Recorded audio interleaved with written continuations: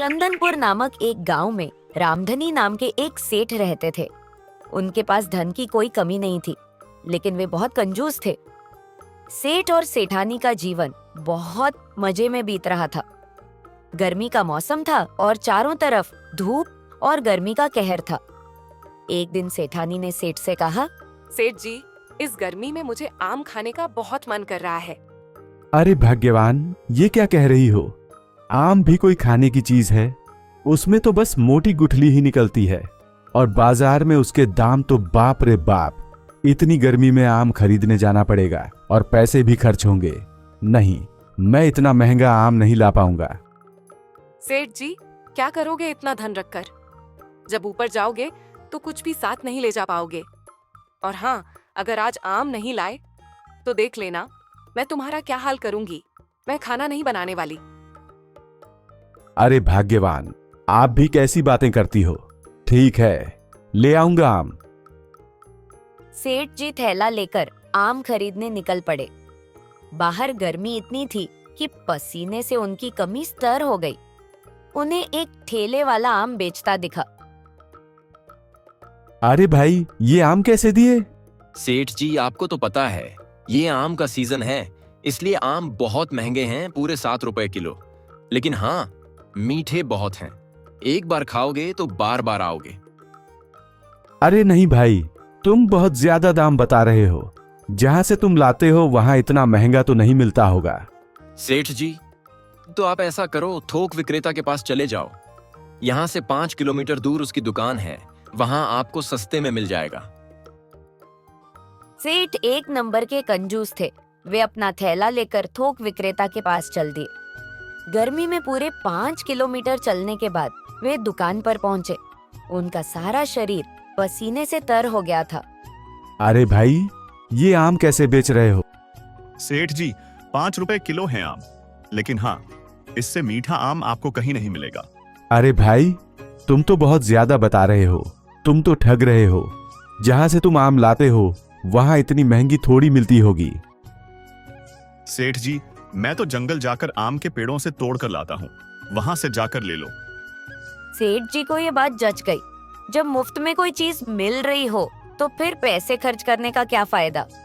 सेठ जी आम के पेड़ की खोज में जंगल की तरफ निकल पड़े। गर्मी इतनी थी कि उन्हें लग रहा था कि वे पिघल जाएंगे।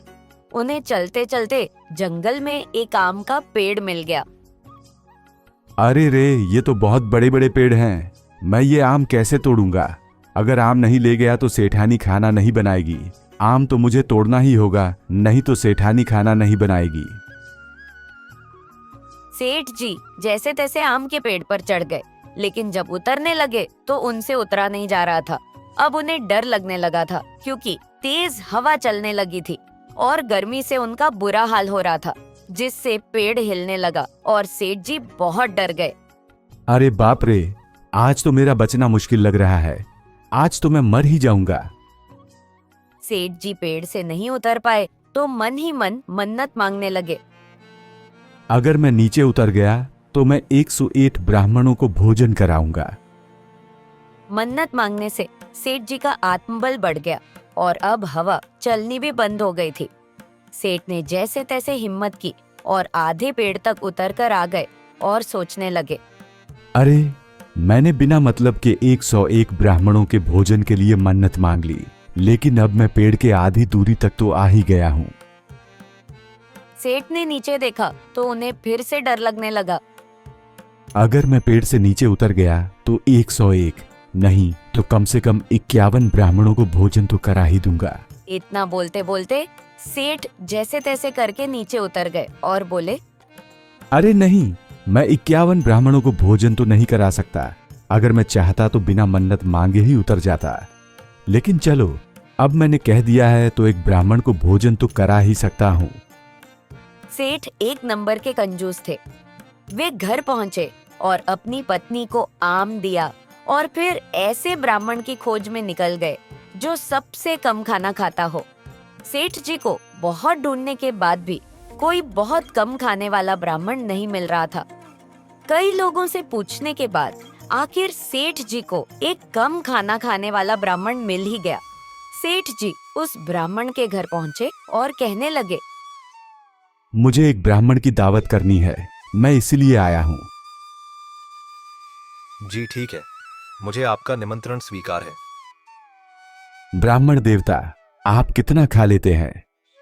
ब्राह्मण समझ गए कि सेठ एक नंबर के कंजूस हैं, इसलिए ऐसा सवाल पूछ रहे हैं। लेकिन अगर सेठ एक नंबर का कंजूस था तो ब्राह्मण भी एक नंबर का चाणक्य दिमाग वाला था। सेठ जी, मैं तो मुश्किल से 2 पुड़ियां ही खाता हूँ। इतना सुनकर सेठ जी की खुशी का ठिकाना नहीं रहा।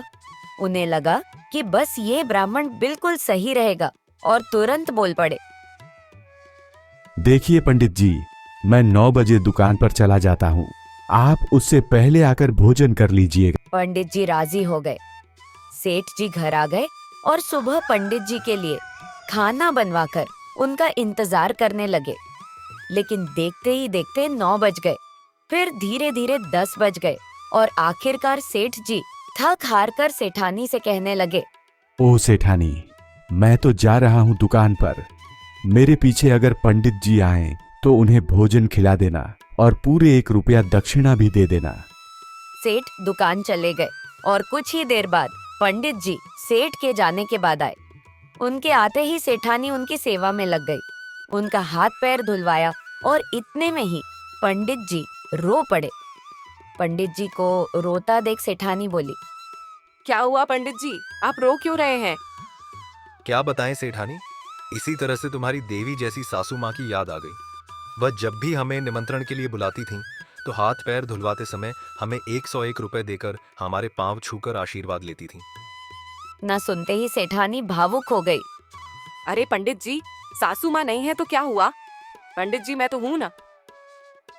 सेठानी ने 101 रुपए लाकर पंडित जी को दे दिए। इसके बाद सेठानी ने पंडित जी के लिए बढ़िया सा भोजन बनाया और पंडित जी ने पेट भरकर भोजन किया। पंडित भोजन करने के बाद फिर फूट फूट कर रोने लगे। अब क्या हो गया पंडित जी, आप फिर से क्यों रोने लगे? क्या बताऊं सेठानी जी, आपकी लक्ष्मी स्वरूप सासू माँ जब जिंदा थीं तो वह मुझे भोजन कराने के बाद भी 1010 रुपए और चावल आटे का दान करती थीं। बस उन्हीं की याद आ गई, पर वह सब पुरानी बातें हैं। चलिए सेठानी जी, अब मैं चलता हूँ। पंडित जी आप चिंता मत कीजिए, अभी तक जैसा होता आया है अब भी वैसा ही होगा। मैं आपके लिए सारा दान का सामान ले आती हूँ। पंडित जी सारा सामान लेकर घर लौट गए। शाम के समय जब सेठ जी घर आए तो सेठानी से पूछा, क्या हुआ भाग्यवान, पंडित जी आए थे, तुमने उन्हें भोजन कराया कि नहीं? मैंने उन्हें भोजन तो अच्छे से करा दिया, लेकिन वह बार बार रो रहे थे। पंडित जी को सासू माँ की याद आ रही थी। क्या मतलब सासू माँ की याद आ रही थी, बताओ तो सही। पंडित जी कह रहे थे कि जब सासू माँ जीवित थीं, तो जब भी उन्हें भोजन कराती थीं, वे उनके हाथ पैर धुलवाते समय उन्हें 101 रुपए भी देती थीं और आशीर्वाद लेती थीं। सेठ यह सुनकर चौंक गए और बोले, तुमने 101 रुपए दे दिए? हाँ, और उसके बाद पंडित जी को सासू माँ की याद फिर से आ गई। जब वे भोजन कर रहे थे, कहने लगे कि सासू माँ भोजन के बाद भी 1010 रुपए और चावल आटे का दान करती थीं। मुझे लगा हमें उनकी कमी नहीं खलनी चाहिए, इसलिए मैंने भी वैसे ही दान दक्षिणा दे दी। सेठ का खून खौल उठा। उन्होंने गुस्से में लाठी उठाई और पंडित के घर की ओर चल दिए। इधर पंडित जी बहुत चालाक थे। उन्हें पहले ही पता था कि कंजूस सेठ को ये सब पता चलेगा तो वह शांत नहीं बैठने वाला। इसीलिए उन्होंने पहले से ही योजना बना रखी थी। सुनो पंडितानी, उस कंजूस सेठ का माल ऐसे ही नहीं पच पाएगा। वो नंबर 1 का कंजूस है। इसके लिए तुम्हें एक काम करना होगा। बताइए, मुझे क्या करना होगा? जैसे ही सेठ जी घर पर आए, तुम मुझे एक सफेद कफन ओढ़ा देना और जोर जोर से रोना जैसे कि मैं मर गया हूँ। जैसे ही सेठ जी पंडित जी के घर पहुंचे, पंडितानी जोर जोर से रोने लगी। पंडित जी हमें छोड़कर कहाँ चले गए? अब हमारा क्या होगा? हमें भी साथ क्यों नहीं ले गए? अरे क्या हुआ पंडित जी को? सुबह तो अच्छे भले थे, लेकिन जब से सेठ जी के घर से दावत करके आए हैं, तब से उल्टी दस्त हो रही थी और अब तो हमें छोड़कर ही चले गए। मेरे पास इनके दाह संस्कार के भी पैसे नहीं हैं। सेठ यह सुनकर बहुत घबरा गया। अब मेरा क्या होगा? ये लो कुछ रुपए, आप इनका जल्दी से दाह संस्कार करवा लीजिए। बाकी जरूरत का सामान मैं घर पहुंचा दूंगा। आप बिल्कुल भी परेशान मत होना। डर के मारे सेठ जी ने पैसों के साथ साथ 5 महीने का राशन भी पंडित आनी के घर भिजवा दिया। इसी तरह 5 महीने बीत गए और सेठ जी का दिया हुआ राशन पानी खत्म हो गया। अब पंडित जी ने फिर से कोई नई चाल चलने की सोची। जब सेठ सुबह 9 बजे दुकान पर चले गए तो पंडित जी अपनी लंबी बड़ी हुई दाढ़ी लिए सेठानी के पास पहुंचे। अरे पंडित जी, आप तो मर गए थे, फिर आप यहाँ कैसे? हाँ सेठानी जी, मैं मर गया था। मैं सीधे स्वर्ग से ही आ रहा हूँ। आपको दिख नहीं रहा मेरी दाढ़ी कितनी बढ़ गई है? वहाँ कोई नाई नहीं है ना, इसलिए अपनी हजामत बनवाने आया हूँ। पंडित जी ने कहीं से पता लगा लिया था कि सेठ जी की एक लाडो नाम की बेटी थी जिसका कई साल पहले स्वर्गवास हो गया था। मुझे स्वर्ग में आपकी बेटी लाडो मिली थी सेठानी जी। जब उसे पता चला कि मैं आपके घर आता जाता रहता हूँ तो वह मुझसे कहने लगी, पंडित जी मेरे घर जाकर मेरे माता पिता का हालचाल भी ले आना। मेरी प्यारी बिटिया लाडो मिली थी? हाँ सेठानी जी, तभी तो मैं आपको लाडो का हालचाल बताने आया हूँ। सेठानी ने सारी बातें भावुक होकर सुनी और पूछा, कैसी है मेरी लाडो बिटिया? क्या ही बताऊं सेठानी जी, लाडो तो बहुत कमजोर हो गई है। वहाँ कोई अच्छा इंतजाम नहीं है, उसे कुछ खाने को नहीं मिल पा रहा है। आप खुद ही देख लीजिए मेरी दाढ़ी कितनी बढ़ गई है। वाह पंडित जी, आपने बहुत अच्छा किया जो मेरी लाडो का समाचार लेकर आए। देखिए सेठानी जी, अब मैं कुछ देर में वापस स्वर्ग जाने वाला हूँ।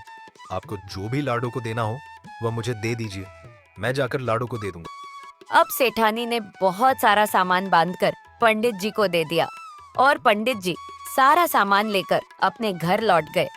शाम के समय सेठ जी जब घर आए तो सेठानी ने उन्हें कुछ नहीं बताया।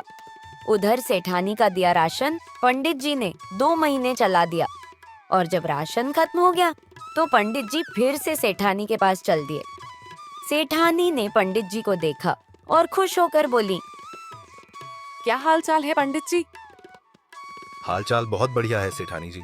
अब तो आपकी बेटी लाडो तंदुरुस्त हो गई है। आपका दिया हुआ सामान देखकर बहुत खुश हो गई थी और अब तो आप नानी बन गई हैं। आपकी बेटी लाडो को लड़का हुआ है। अब तो सेठानी की खुशी का ठिकाना नहीं रहा। अच्छा, हाँ हाँ हाँ, आपकी बेटी ने बोला था कि मेरी अम्मा से कह देना कि लड़के के लिए कुछ कपड़े और कुछ सामान भेज दें। और हाँ, उसने दावत का भी इंतजाम किया है तो राशन भी लगेगा थोड़ा। सेठानी ने पंडित जी के कहे अनुसार जरूरत का सारा सामान पंडित जी को दे दिया और बोली, पंडित जी मेरी लाडो को कह देना कि उसकी अम्मा उसे बहुत याद करती है। हाँ क्यों नहीं सेठानी जी, जरूर कह दूंगा। इतना कहकर पंडित जी वहाँ से निकल गए।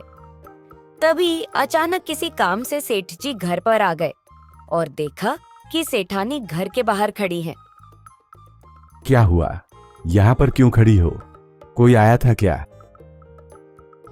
अरे सेठ जी, स्वर्ग से पंडित जी आए थे, बता रहे थे कि हमारी लाडो को लड़का हुआ है और तुम नाना बन गए हो।